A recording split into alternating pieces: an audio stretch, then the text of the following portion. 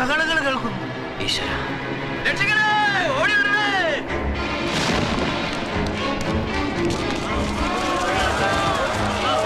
എന്റെ വീടിഞ്ഞു വീണു, ഭൂമിയിൽ വിള്ളൽ വീണു. കന്നുകാലികളുടെ കരച്ചിൽ കേട്ടില്ലേ? ഭൂമി കുലുങ്ങിയതാ, ഇനിയും കുലുങ്ങും ശക്തമായി. എന്തെങ്കിലും ചെയ്യണം. മഴക്കാർ ശരിക്കും കൊണ്ടുകഴിഞ്ഞു. അന്തരീക്ഷം മാറുക. മഴ പെയ്താൽ സ്വപ്നഭൂമി ആകെ തകരും. മണ്ണിടിയോ സംശയം ഉണ്ടെങ്കിൽ ഒരു നിമിഷം താമസിക്കാതെ കിണർ മൂടണം. കിണറ് മൂട്, കിണറ് മൂടാൻ പറ. ഇത് സാധാരണ മഴക്കാരല്ല, പേമാരുടെയും കൊടുങ്കാറ്റിന്റെ അടയാളമാണ്.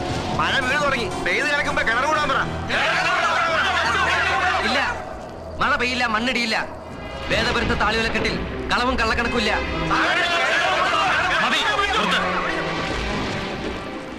കാണുന്നതൊക്കെ ദുർലക്ഷണങ്ങളാ. മണ്ണിടിയുന്നതിന് മുമ്പ് അതങ്ങ് മൂടുന്നതല്ലേ നല്ലത്. മഴ പെയ്യില്ല. ഇയാളുടെ ഭ്രാന്തം വിശ്വസിച്ചുകൊണ്ടിരിക്കരുത്. കിണർ ഇപ്പൊ തന്നെ മൂടണം. കിണറാൻ കൽപ്പിക്കുന്നുണ്ടോ? 38 ദിവസത്തെ എന്റെ അധ്വാനത്തിന്റെ ഫലം അത്.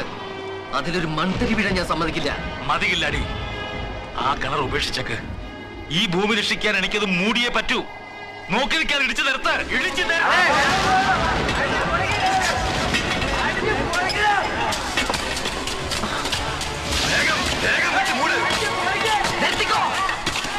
പക്ഷേ ആകാശമോ ഭൂമിയോ ഈ കിണർ മൂടുന്നെങ്കിൽ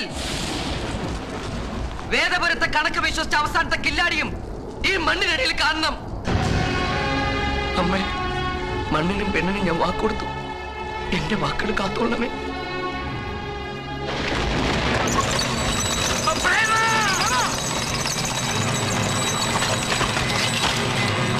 കില്ലാടി, എന്താണ് ഈ കാണിച്ചത്? കയറി വാടാ, തൊട്ടി കയറടാ. കില്ലാടി കേറാനാ പറഞ്ഞത്. പടിഞ്ഞാറ് ഭാഗത്ത് നിലത്ത് വിള്ളൽ വീണു. ഇനി ഇവിടെ ആരും നിൽക്കരുത്. ഓടി രക്ഷപ്പെട്ടോണം, ഓടി രക്ഷപ്പെട്ടോണം. ദേവു, എല്ലാവരും നിർബന്ധിച്ചപ്പോ കിണർ മൂടാൻ ഗണനാഥൻ പറഞ്ഞു. പാവം കില്ലാടി കിണറിലേക്ക് ഒറ്റച്ചാട്ടം. എത്ര വിളിച്ചിട്ടും കയറുന്നില്ല. ഇപ്പോ എവിടെയോ വെള്ളല് കണ്ടെന്ന് പറഞ്ഞ് ഗണനാഥൻ എല്ലാവരെയും അവിടുന്ന് മാറ്റുക. ഇവിടെ ആരും നിൽക്കാൻ സമ്മതിക്കില്ല. കില്ലാടിയുടെ വിശ്വാസം കില്ലാടി രക്ഷിക്കുമായിരിക്കും. ഇവിടെ ആരും നിൽക്കണ്ട, പോണം. ഞങ്ങൾ പിടിച്ചു മാറ്റല്ലേ.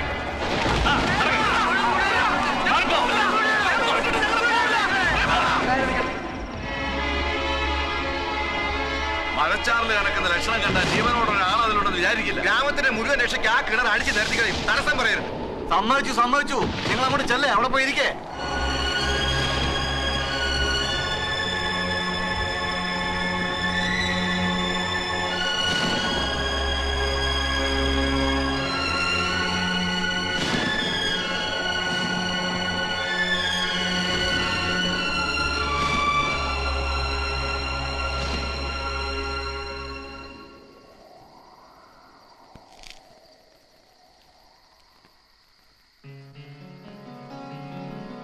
നേരം വെളുക്കുക, മഴക്കാരൊക്കെ മാറി.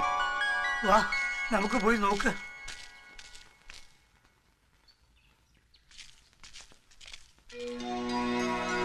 ആരത്? അയ്യോ, ദൈവമല്ലത്. അതെ, ദേവു എപ്പോ വന്നു? ദേവു എടാ പ്രേമ, ദേവു വന്നടാ, നിന്റെ ദേവു വന്നു.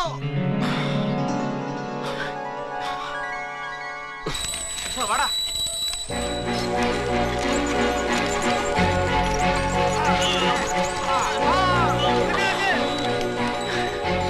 ദേവു, ഇന്നലെ രാത്രിയിൽ മുഴുവൻ ഞാൻ കേട്ടു.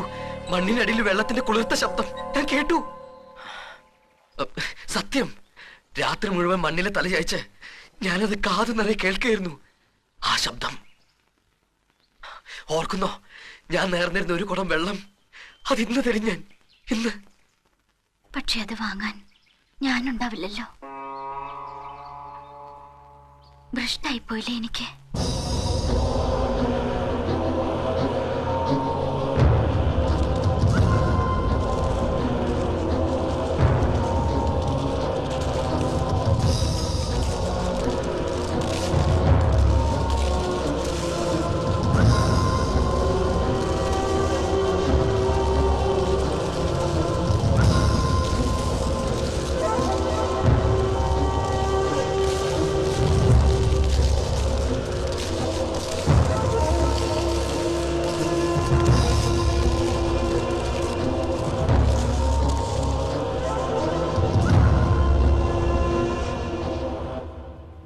ഇന്നലെ എല്ലാവരും കൂടി കിണറിനടിയിൽ ഒറ്റക്കിട്ടിട്ട് പോയെന്നറിഞ്ഞപ്പോ ഞാൻ അറിയാതെ ഓടി വന്നു പോയതാ.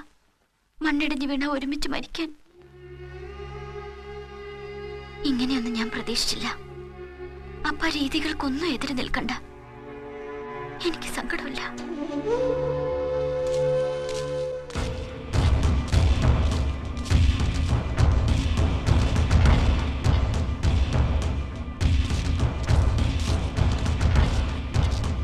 നേരത്തോട് നേരം കൂടുമാറ് ഈ പെൺജാതിക്ക് കുടിയടച്ച് ബലിയൂട്ടി ഭ്രഷ്ടേൽക്കാൻ ഭൂതത്തരയ്ക്ക് വഴങ്ങി കൂടെ പോരാൻ കൽപ്പന. ഇല്ല, ഞാൻ സമ്മതിക്കില്ല. എന്ത് തെറ്റ് ചെയ്തിട്ടാ ഇങ്ങനെയൊക്കെ? അന്ന് ഞാൻ പറഞ്ഞല്ലേ, തെറ്റുകാരൻ ഞാനാ. ഒരു തെറ്റും ചേർത്ത പാവത്തിന് വെറുതെ ഇങ്ങനെ ശിക്ഷിക്കരുത്. എന്നെ വേണേലും 100 കഷ്ണങ്ങളാക്കി ആ കിണറ്റിലേക്ക് അറിഞ്ഞേക്ക്. ഒഴിഞ്ഞു മാറിയുള്ള സ്നേഹിച്ചു കൊല്ലാൻ പിടിച്ചു നിർത്തും ഞാനാ. എല്ലാ തെറ്റും എന്റേതാ. ഈ ദേവയാനിക്ക് ഒരു പിഴയും പറ്റിയിട്ടില്ല. എന്താ എല്ലാവരും ഇങ്ങനെ വെറുതെ നോക്കി നിൽക്കുന്നേ? എന്തെങ്കിലുമൊക്കെ പറ. കില്ലാടി മാത്രമല്ല, ഇവിടെയുള്ള ഓരോരുത്തരും ചങ്ക് പറഞ്ഞു നിൽക്കുക. ദേവയാനി യാത്ര പറയുന്ന ഈ നാടിന് ഇനി ഒരിക്കലും കണ്ണീര് തോരില്ല. അവളെ പിരിയാൻ മനസ്സുള്ള ഒരാൾ ഇവിടെ നിൽപ്പില്ല. കണ്ണുനീരിൽ കുളിച്ചുകൊണ്ട് മരുത്താളിന് ചെയ്തേ പറ്റൂ. തലമുറകൾ കരൾ പറിച്ചു കൊടുത്ത് പോറ്റുവരുന്ന ആചാരനിഷ്ഠകൾക്ക് നിയമങ്ങൾക്കും വേണ്ടി. പറ്റിപ്പോയ തെറ്റ് തിരുത്താൻ പൂർവികമായി കൊടുത്തുപോരുന്ന ശിക്ഷയായിരുന്നു അന്ന് വിധിച്ച വിലക്ക്. അത് തെറ്റിച്ചാലുണ്ടാകുന്ന ഭവിഷ്യത്ത് ആ വിധിയിൽ ഓർമ്മിപ്പിക്കുകയും ചെയ്തിരുന്നു. പ്രകൃതിയുടെ ഇടപെടലാവാം ഇവിടെ തെറ്റിച്ചു.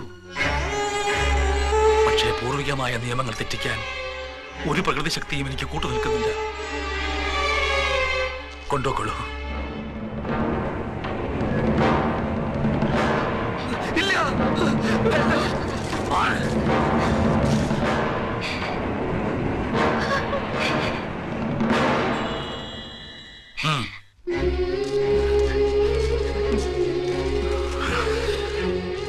എല്ലാ കുറ്റങ്ങളുടെ ഭാരവും ചുമന്നുകൊണ്ട് ഞങ്ങളുടെ ദേവയാനി യാത്രയാവുകയാണ്.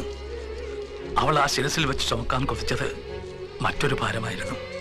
സ്വപ്നഭൂമിയുടെ സ്വന്തം മണ്ണിൽ പറക്കുന്ന ഒരു കുടം വെള്ളം. അത് കൊടുത്തിരുന്നുവെങ്കിൽ സ്വപ്നഭൂമിക്കാർ സ്വയം മറന്നുപോയനെ. ഒത്തിരി മാറ്റങ്ങളുമായി ഇനി ആ ഉറവ പൊട്ടി ഒഴുകുമെന്ന് യാതൊരു പ്രതീക്ഷയും എനിക്കില്ല.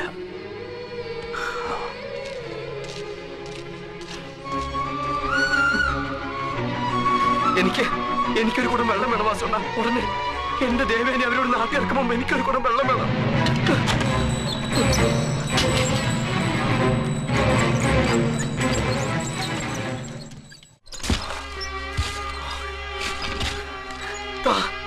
തരികയാണെങ്കിൽ ഇപ്പൊ തരണം.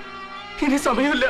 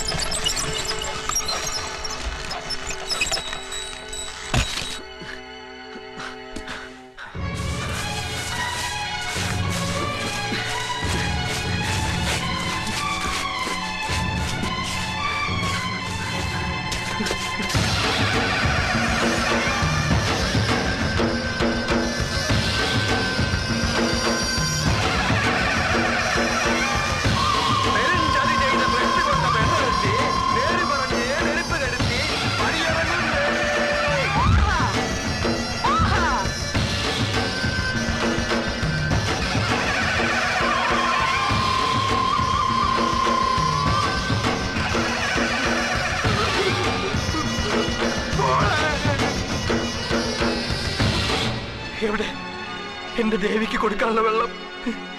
ഇന്നലെ എന്റെ കാതുകളിൽ കള്ളം പറയായിരുന്നു. വെള്ളം എവിടെ?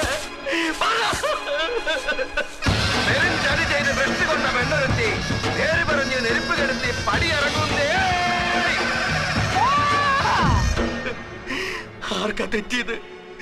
പാതാളത്തിലെ 12 കോടി ഉറവകളുടെ കണക്ക് പറഞ്ഞ ഗുരുക്കന്മാരെ പറ, ആർക്കാ തെറ്റിയത്?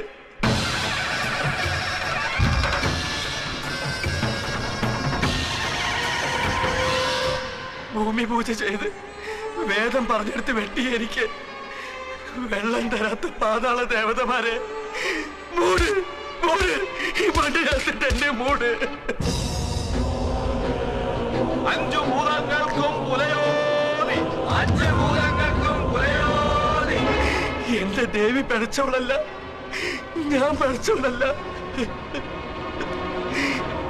24 ദിക്കിനും പുലയോതി,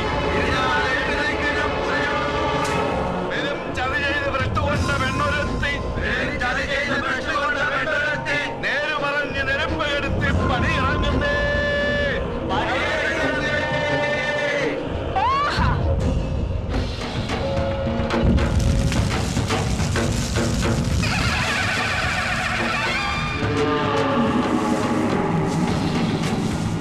ഒരു കുടം വെള്ളത്തിന് നീട്ടിയ വേദപുരത്ത് അവസാനത്തെ കില്ലാടിയുടെ കൈ നിങ്ങള് തട്ടിമാറ്റിക്കളഞ്ഞല്ലോ, തട്ടിമാറ്റിക്കളഞ്ഞല്ലോ, തട്ടിമാറ്റിക്കളഞ്ഞല്ലോ.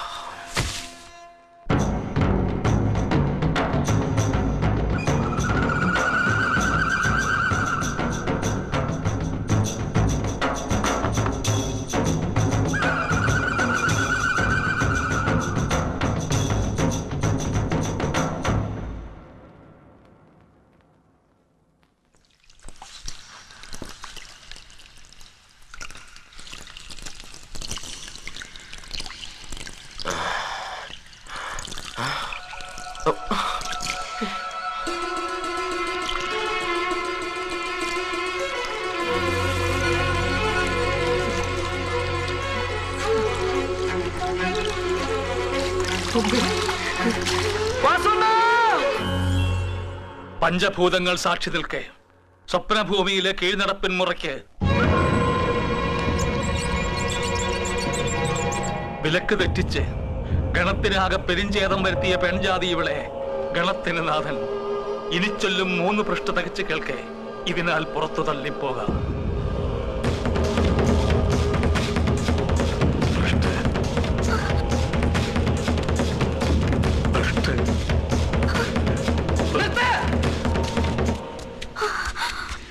നിർത്താൻ നിർത്താനാ പറഞ്ഞത്. മാറിക്കങ്ങട്. സ്വപ്നഭൂമിയില് ഞാൻ കുഴിച്ച കിണറില് പുതുവെള്ളം തൊടിച്ചു തുള്ളി 10 പെരുകണു. ചെന്ന് നോക്ക്.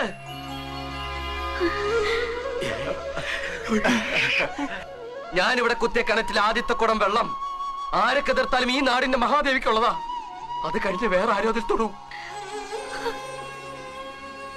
സ്വന്തം ജലം കൊണ്ട് സ്വപ്നഭൂമി നനയുമ്പോ നികൃഷ്ടമായ ആചാരങ്ങളും രീതികളും ഒക്കെ അതിലൊലിച്ചു പോകുന്ന ഒളിഞ്ഞും പൊതിഞ്ഞും എന്നോട് പറഞ്ഞിട്ടില്ലേ? അത് സത്യമാണെങ്കിൽ ഈ ദേവി കരിയാത്ത മലയിലേക്ക് പോകില്ല, എന്റെ കൂടെ വേദവൃത്തിക്ക് വരും. വാ.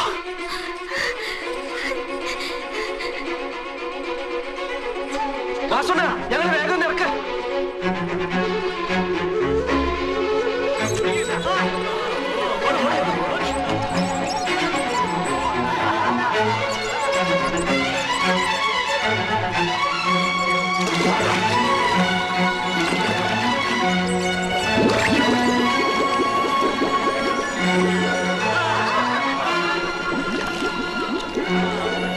ആരെങ്കിലും ചെല്ലാൻ സഹായിക്കാം.